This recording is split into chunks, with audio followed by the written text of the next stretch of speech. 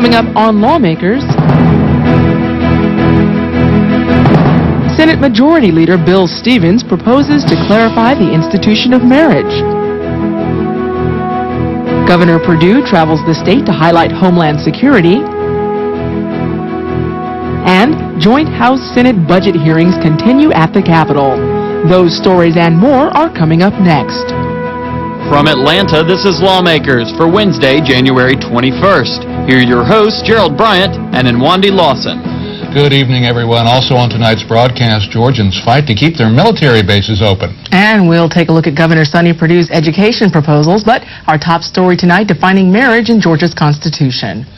Senate Republicans are proposing to amend the state constitution to recognize marriage only as a union of a man and a woman. Senate Majority Leader Bill Stevens quoted President Bush's State of the Union address that, quote, "A strong America must value the institution of marriage." Today we begin the process of Georgians embracing the concept that marriage should be recognized only as a union between a man and a woman. Senate Resolution 595, which was dropped a few minutes ago, the Georgia Defense of Marriage Act, authored by Senator Stevens of the 51st, Senator Cheeks of the 23rd, and Senator Bullock of the 11th, provides for a constitutional amendment to be voted on by the people, which would provide that the state would recognize as marriage only the union of a man and woman. Georgia state law already bans same-sex marriages, but Stevens says that's no protection against judges who might, quote, redefine marriage by court order. He says a constitutional amendment would keep that from happening in Georgia. The Canton Republican denied that the Senate resolution is an election year ploy designed to force Democrats to take a stand on gay marriages. No, I think it's just a statement of what we believe is the right kind of issue to be debated and the right thing to do. The President last night made it clear where his administration is, and he's suggested that on the state level that states begin to embrace what they believe is right in this area of the law, and that's what we're trying to do here. The resolution is endorsed by Governor Perdue, co-sponsored by Senators Don Cheeks and John Bullock. It may end up in the Rules Committee on Monday. Governor Perdue spent his day traveling all around the state, informing Georgians about local homeland security initiatives and showcasing equipment made possible through funding from the U.S. Department of Homeland Security. Lawmakers David Zelski caught up with the governor in Calhoun, Georgia, and joins us live from the Capitol with more. David. Well, thanks, Nwandi. The governor traveled by helicopter along with Georgia's Director of Homeland Security, Bill Hitchens. His message was that every part of the state, from big city Atlanta to small towns in northwest Georgia, needs to be prepared. The governor began his day in Dallas, Georgia, traveled to Gordon County, where I met up with him, then down south to the Georgia Bureau of Investigation office in Thomasville, Georgia, and concluded his day at the Savannah Fire Department in Chatham County. There may be terrorists right now planning on how they can attack this location or some other location in our country or our state, and these folks and us are doing all that we can to prevent that. So while our troops defend us overseas in an admirable way, here at home, we've all taken on a greater responsibility for homeland security. Gordon County has received $283,000 in Homeland Security grants. Today, they featured a hazmat trailer and hazmat suits, along with some other new equipment. We have developed protocols of communication between the federal government, our state government, and our local government. And I think everyone is feeling included. We got bomb detection equipment here that we didn't have in Douglas and Paulding County this morning, and it's the only one in that area. What we've done is set up a regional all hazards concept, and that is every region in the state will have an organization at the local level that's comprised of police chiefs, fire chiefs, mayors, county commissioners, public health officials, and it runs the gamut. And it's all designed so that if anything like that ever does occur, that everybody will come together to work for the common good. If they have to wait around for state and federal resources to come into play in many isolated areas, it would be very difficult. 21 counties in northwest Georgia received a cumulative $3.6 million in federal grants, all in an attempt to keep every part of Georgia prepared to respond to disaster. Reporting for Lawmakers, I'm David Zelski. Good information. Thanks, David. Meanwhile, hearings on the fiscal year 2005 budget continue at the Capitol. Today, Mercer University President Dr. Kirby Gotze asked members of the Joint Appropriations Committee to restore money cut from the state grant to the Mercer Medical School. He said Mercer-trained doctors will fulfilling a vital mission for Georgia. Today, Mercer is a medical school where 60% of its graduates are practicing in Georgia, making hospital rounds, seeing patients, providing care, in short, serving your constituents. 67%, even excluding residency training, are practicing primary care, but I'm especially pleased to report to you today that 81% of Mercer doctors are practicing medicine not simply in Georgia, but in an area that has been designated by the state as being medically underserved. Dr. Gotze said that Mercer had always shared in the burden of cuts in economic downtimes, and he said the medical school now needed the help of legislators if the school was to continue to fulfill its promise. Prior to the budget proposals that you have before you, the appropriations for the Mercer School of Medicine have been reduced by 10.1%. As you can see in your budget document on page 12 of your tracking document, it is proposed that Mercer's budget appropriations be further reduced for a total of $1.1 million for fiscal year 2005. These proposed reductions represent a substantial and perilous challenge for us as we work to serve the people of Georgia. Georgia's population is among the fastest growing in the nation, yet Georgia is already 35th in having adequate physicians. The population surge and the graying of Georgia are causing the gap to widen. The Mercer School of Medicine is the most efficient and the most cost-effective way for the state of Georgia to address this growing shortage of physicians. On average, it takes $94 million a year to fund a public medical school. For less than half that amount, you support every Georgia student in all 3 private medical schools in Georgia. Building partnerships is the best way to solve health care problems.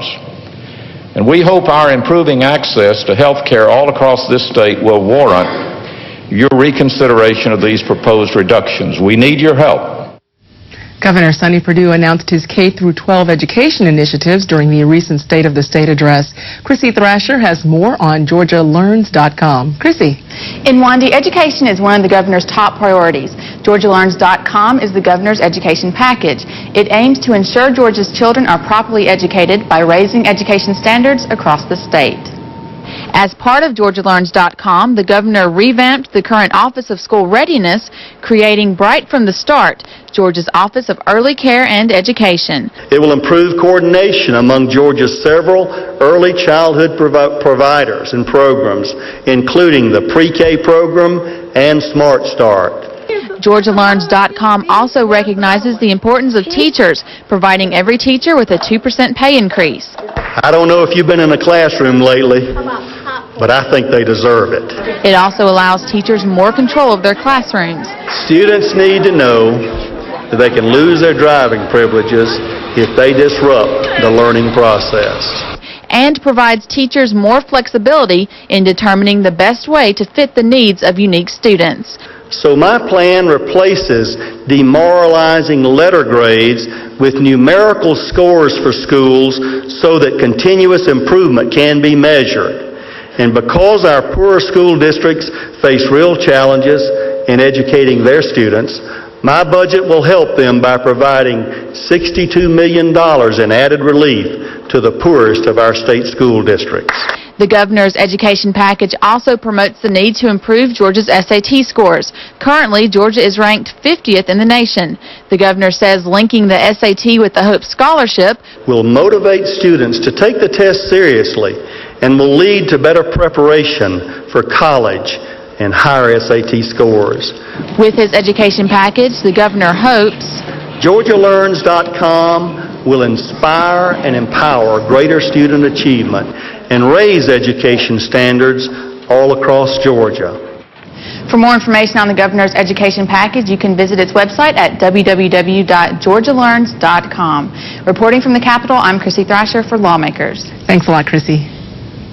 And now for more testimony from today's Capitol Hill budget hearings. Labor Commissioner Michael Thurman was asked how his department could help those affected by the closing of the Brown & Williamson Tobacco Company plant in Macon. Representative David Lucas cited a Georgia Tech study that said the 2,100 initial layoffs would have a rollover effect of costing 14,000 jobs. It's a huge impact. And the one thing that we can do, really the Labor Department can't do it all by itself.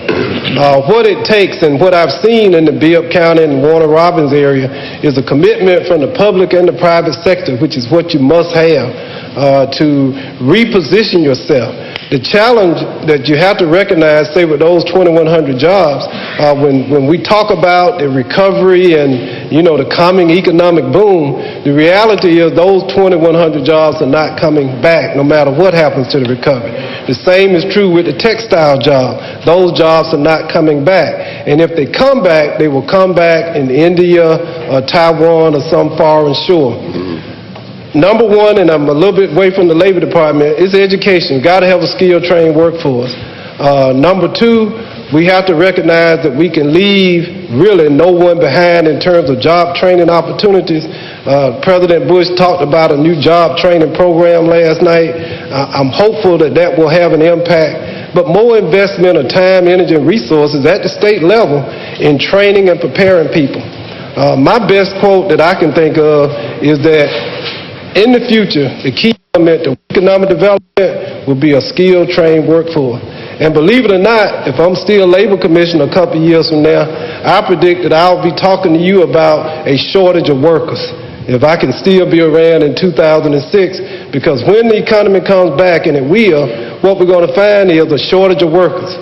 So those communities with the best education, particularly public education, the best technical schools, the best public-private partnerships are going to have an advantage in drawing and creating new jobs. A large part of Governor Perdue's $billion-dollar bond package, Georgia Works, is designated to strengthen the state's transportation infrastructure. Perdue has pledged $21 million to transportation projects. Department of Transportation Director Harold Linenthal gave a clear picture of where that money will go and what its impact would be as he addressed the Joint Appropriations Committee today. Lawmakers Jesse Freeman has the rest of the story. Jesse. Thanks, Nwandi. The Georgia Department of Transportation is often regarded as maintaining some of the best roads in the country, but being the best often comes at a high cost. The DOT projects a $2 billion budget for FY05. About half of that will come from federal funding. 31% will come from the motor fuel tax revenue, and another 20% is bond money. Commissioner Linenthal agreed with Senator Joey Brush when the senator cautioned against leaning heavily on bond money, especially for ongoing projects such as maintenance. I'm not opposed to borrowing money. I am opposed to borrowing money that the payments will last longer than what we're buying. And that's a good point. When you get in maintenance, that's when you start borrowing money to do maintenance, I'm concerned about that. Yeah, that's a good point. And these bonds are 5-year bonds, so we're okay with the bonding this year of that. I don't want to see it continue. Now, the commissioner insisted on the need for additional funding on many of the department's key projects, but indicated that bonds won't be the permanent solution, and legislators are not likely to raise the motor fuel tax. Reporting for Lawmakers, I'm Jesse Freeman. Thanks, Jesse. Now, for those of you with access to the internet, you can watch Lawmakers online. Visit our website at gpb.org for more information. Click on Watch Online, then follow the instructions for watching live or looking at past Lawmakers programs in our archives. That website address again is gpb.org, just another way we keep you apprised of what's going on here at the General Assembly. We'd like to recommend another website that's a valuable resource for information about the Georgia General Assembly. Go to www.legis.state.ga.us. That website is a great research tool we at Lawmakers use on a regular basis. While State Department heads present their budget request this week, there's another issue that could have big impact on Georgia's economy. The latest round of military base closings is slated for 2005, and those were on Governor Perdue's mind during his State of the State address. Georgia has always been a patriotic state, and we're always willing to do more than our share for national defense. Georgia's 13 military installations contribute more than $25 billion and hundreds of thousands of jobs to our state's economy. With a new round of base closure and realignment scheduled for 2005, we know that our bases will be under the microscope. Our base communities in our state are doing all that we can to demonstrate our support for our troops and for the vital missions they perform. We're doing all that we can to let the best military fighting force in the world know that they have a home here in Georgia.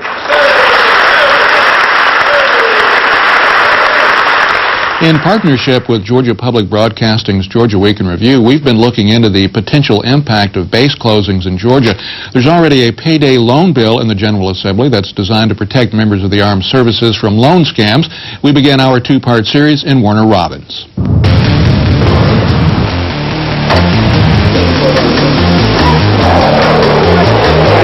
Robins Air Force Base occupies almost 9,000 acres in middle Georgia. Named for General Augustine Warner Robins, the base has been here for more than 60 years. The tiny town of Wellston changed its name to Warner Robins, reflecting the vital civilian-military link that defines this area. Just how important is Robins Air Force Base to middle Georgia? Well, consider this fact. The city of Warner Robins has a population of about 48,000. The Air Force Base employs more than 23,000 civilian and military employees. Warner Robins is built around Robins Air Force Base. $4.4 billion of economic impact. We wouldn't want to lose that base. We wouldn't want to see it diminished. But Georgia almost did lose that base. Robins narrowly escaped closing in previous rounds of the BRAC process. It's been almost a decade since Warner Robins citizens rallied around their air base. Now, civilian employees at Robins are once again calling for community support to save middle Georgia's largest employer. We're fighting for your tomorrow, for you, your family, your friends, your business, your churches, your restaurants, because the impact that Robins has on this community, not just Warner Robins, but the whole middle Georgia area, the state of Georgia. If something happens to Robins, all the stories you've heard, worst case scenarios, they could come true. They add an awful lot to our community. Robins Air Force Base is in Congressman Jim Marshall's district. Marshall is in the forefront of the efforts to convince the Department of Defense that Robins is efficient, effective, and essential. There is absolutely no doubt that Warner Robins Air Base is very important to middle Georgia. Gosh, it's the largest industrial employer in the state. So it's a huge economic engine here. Just about everything at Robins is on a huge scale, like the F-15 repair area, which can accommodate 19 fighters while they undergo a 6-week, $1.2 million overhaul. An entire building is dedicated to overhauling aircraft wings, employing impressive technology like a water jet cutter that can slice through titanium. A tour of avionics is like a visit to a George Lucas movie set. This is where aircraft electronic systems, including sophisticated weapon systems, are maintained and repaired. JSTAR's aircraft are based at Robins. It's a joint Air Force-Georgia National Guard operation and provides state-of-the-art air-to-ground radar support. JSTARs were a crucial part of Operation Iraqi Freedom. Members of the 5th Combat Communications Group are stationed here. They also saw duty in Iraq. And what we've shown barely touches the surface of activity here. That's why leaders here have formed the 21st Century Partnership, which is asking citizens to reflect on what the base means to the community. Let's see if I could sum that up in maybe one word. How about everything? $4.4 billion of economic impact. I can't imagine the negative impact. I mean, we are a company town. Warner Robins is built around Robins Air Force Base. That is our local economy. Community leaders believe they have corrected many conditions that temporarily put Robins on the BRAC closing list in the 90s. They cite improved opportunities in health care, housing and education for military personnel and their families, and they cite the efficiency of the facility. I really think Warner Robins is going to fare well simply because it's an excellent base with excellent employees that contributes a very important mission for our national defense.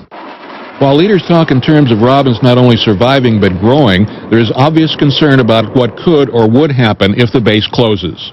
It would wipe out everything within a 35-mile radius. So if you stand right here and look 35 miles, you go to Hawkinsville, Perry, Fort Valley, Macon, it would wipe out everything. I'm positive in my heart of hearts, that's not going to happen. But it's everything. It would have an impact in Atlanta, it would have an impact in Savannah, all over the state. It would be devastating. We wouldn't want to lose that base. We wouldn't want to see it diminished. I can tell you, though, I'm sort of hopeful that we're going to see it expand, and I think that's good for Middle Georgia and Georgia generally. And tomorrow on Lawmakers, we'll have more about Georgia's military bases, plus an interview with Brigadier General Philip Browning, who's helping the state with their efforts to preserve those military bases. The state attorney general told legislators yesterday that the law department's recommended 05 budget includes elimination of funding for the state law library, a deficit that would prevent a 2% wage increase for employees, and about a $1.8 million cut to personnel services. The governor's office recommends that these cuts be made by hiring temporary workers and holding positions vacant, but Attorney General Thurber Baker says that limited staff is already the department's biggest challenge. In any given year, we're probably confronted with over 11,000 matters that are pending in the state's law department. That can be a bit difficult sometimes, but I think we continue to do it, and we do it well.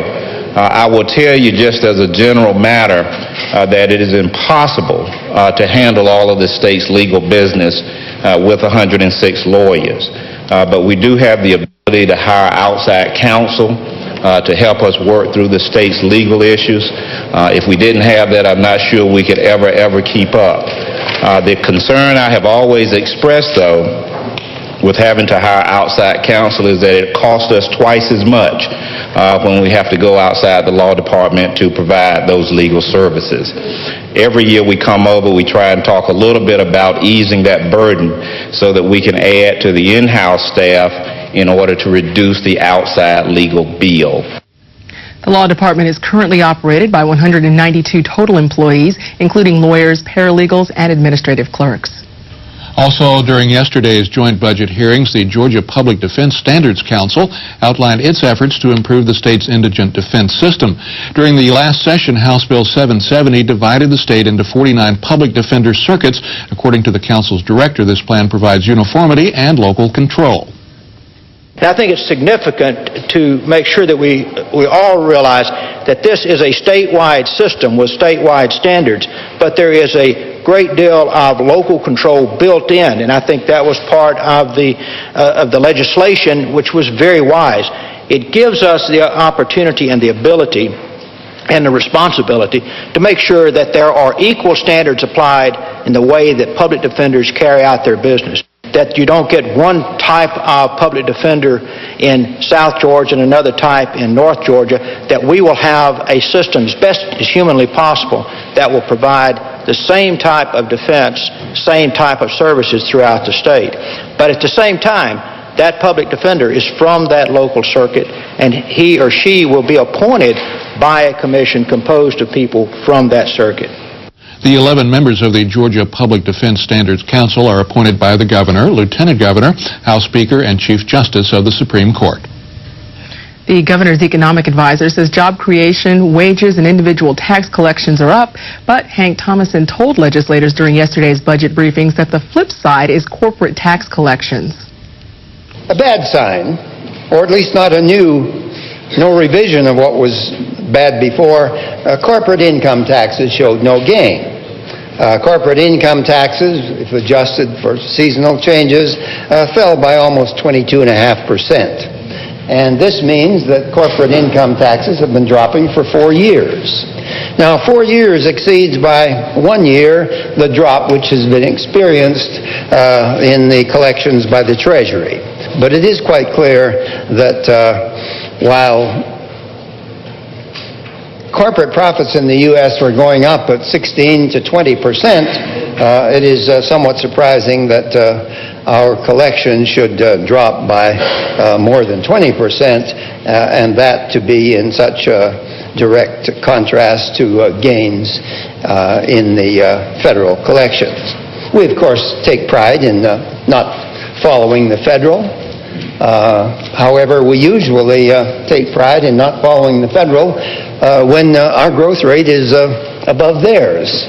It's not quite so good when we deviate from the federal and it is in the reverse direction. Thomason says the recently instated tobacco tax has raised $50 million in revenue so far.